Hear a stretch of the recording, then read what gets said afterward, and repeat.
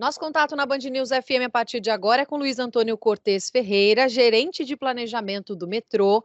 Isso porque o metrô de São Paulo decidiu antecipar em 4 anos a principal pesquisa de mobilidade realizada no país, a Origem Destino, que analisa como as pessoas estão se locomovendo nos 39 municípios que compõem a região metropolitana de São Paulo. Feita desde 1967, com intervalos de 10 em 10 anos, originalmente ela seria feita em 2027, mas vai ser antecipada e já começa agora em 1º de agosto.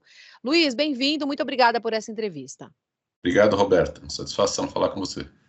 Luiz, por que houve essa antecipação e como que vai ser a pesquisa que abrange não só os usuários do transporte público, né? Exatamente. A pesquisa ela é feita pelo metrô desde 1967, sempre a cada 10 anos, né, nos anos de final 7, com uma pesquisa intermediária, com uma amostra menor, depois de 5 anos. Ao invés de fazer essa amostra menor em 2022, onde a gente ainda estava, digamos assim, no final, mas ainda sentindo muitos efeitos da pandemia, nós optamos por antecipar a pesquisa de 2027, fazê-la agora a partir de 2023, e com isso identificar o que foi que mudou na mobilidade de toda a região metropolitana de São Paulo. A gente sabe que mudou, a gente vê números diferentes na demanda, tanto do sistema sobre trilhos quanto do sistema ônibus. A gente vê diferenças aí no comportamento dos automóveis, do congestionamento das vias públicas, mas a gente não sabe onde mudou, quanto mudou e por que mudou. Então, a antecipação da pesquisa é com o objetivo de ter dados mais confiáveis, dados atualizados dessa nova realidade que a gente está vivendo após a pandemia. Pois é, e o principal ponto, né, Luiz, que já foi detectado por especialistas em mobilidade de todo mundo, é que mesmo depois de todas as restrições que a gente teve da pandemia, da diminuição dos casos, a queda acentuada da quantidade de usuários nos transportes públicos continua. Eu sei que vocês ainda vão fazer a pesquisa, mas a que se deve esse movimento, vocês acreditam? Olha, a gente tem algumas hipóteses, mas de verdade ninguém sabe responder com firmeza, né, afirmativamente, o que aconteceu. A gente imagina que o teletrabalho tenha tido influência, a gente entende que possa ter tido uma alteração nas condições de trabalho, né, tem um pouco menos de trabalho formal, um crescimento do trabalho informal que leva aí a alterações no padrão de mobilidade, mas de fato ninguém tem uma informação firme, confiável para isso, e a gente espera que da pesquisa consiga tirar. Essa pesquisa ela é feita nos 39 municípios, é uma pesquisa domiciliar, onde o pesquisador visita as residências, que foram previamente sorteadas por critérios estatísticos e tal, e entrevista todos os moradores. Pergunta o que o morador fez na véspera. A gente não pergunta qual é o hábito dele, o que ele faz normalmente. A gente pergunta o que fez na véspera, porque assim a gente consegue pegar viagens que são excepcionais. Não é todo dia que a pessoa vai ao médico, não é todo dia que a pessoa vai fazer compras, alguma coisa assim. Então, além daquela viagem casa-trabalho, casa-escola, a gente pega também viagens que não são diárias, que não são habituais. Por isso que é usada essa metodologia. E aí a gente consegue tirar uma fotografia, digamos assim, de um dia típico, de um dia útil típico na região metropolitana de São Paulo. Para isso, a gente divide o território em 527 zonas OD, calcula uma amostra para cada uma dessas zonas, uma amostra estratificada por faixa de renda, porque a faixa de renda é o fator mais importante aí nas decisões de mobilidade, né? Se tem automóvel, não tem, quanto pode gastar no transporte público ou não, isso tudo depende bastante da faixa de renda. Então, a gente estratifica por faixa de renda, depois, ao final da pesquisa, expande essa amostra para representar toda a população da Zona D. Então, aquelas respostas que a família deu, elas ficam anonimizadas, a família desaparece, vamos dizer assim. Né? Não tem nenhuma informação, não tem nada no banco de dados da pesquisa OD que possa indicar quem foi que respondeu aquilo. Porque exatamente nesse processo de expansão, feito por critérios estatísticos, a gente consegue anonimizar todas as respostas que foram dadas. Isso é muito importante para garantir a privacidade, garantir a segurança dos dados de cada família. Depois disso, durante a pesquisa, o que a gente procura investigar são quais foram os deslocamentos realizados naquele dia. Então, a gente chama isso de viagem, né? Quais as viagens que foram realizadas. A viagem tem sempre um endereço de origem e um endereço de destino. ela tem que ser feita por um único motivo. Então, a gente investiga também qual foi o motivo da viagem e quais foram os modos de transporte utilizados. Então, a pesquisa é feita, não importa se é a pé, de bicicleta, uso automóvel, ônibus, metrô, a pesquisa é feita com toda a população e procura representar todo esse universo dos 22 milhões de habitantes da região metropolitana de São Paulo.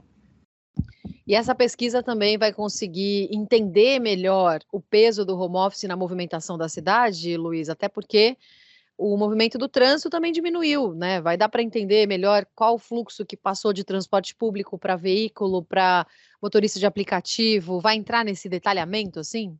Entra sim. Tradicionalmente, como eu disse, a gente já saberia quais são os dias da semana, qual é o modo de transporte que é utilizado, qual é a distribuição, a divisão entre cada um dos modos.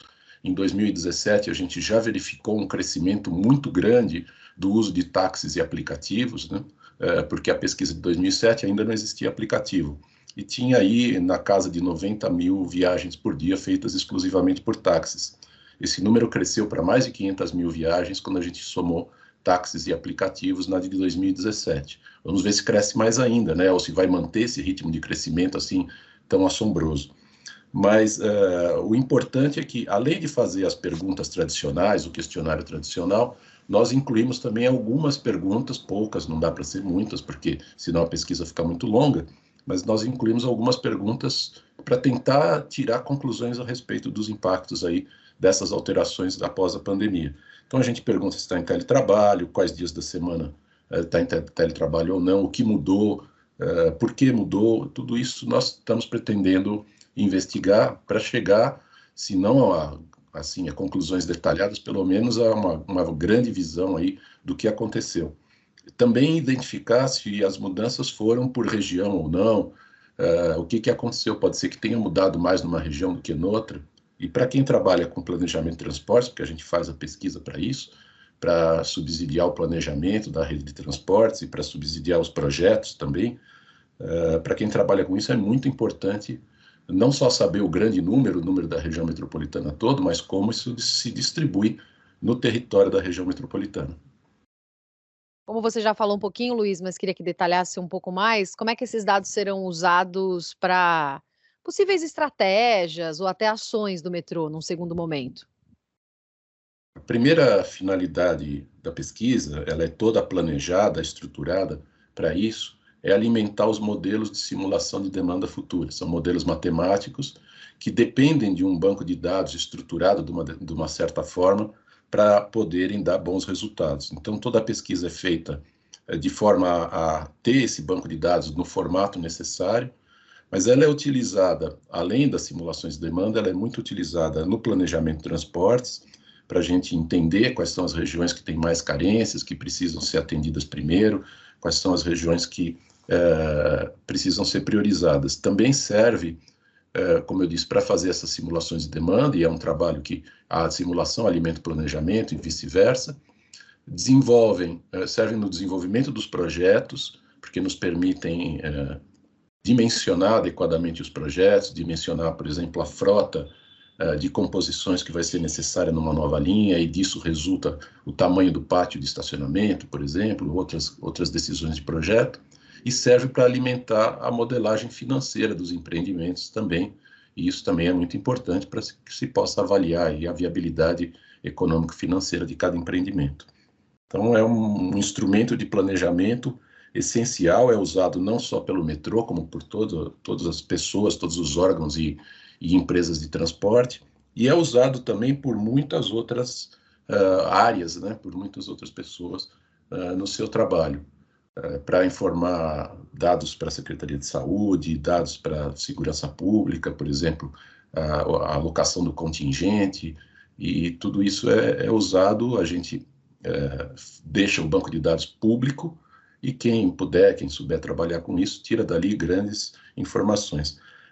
A iniciativa privada usa muito também, principalmente em estudos de localização comercial, porque tem ali informações muito ricas.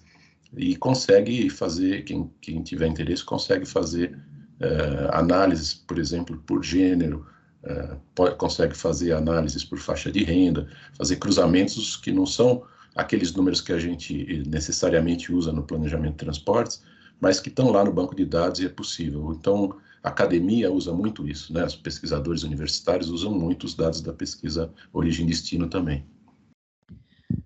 Luiz, muito obrigada pela entrevista, bom trabalho para vocês, boa pesquisa e até uma próxima oportunidade. Obrigado a você. Até mais. Luiz, obrigada, viu? Valeu, obrigado.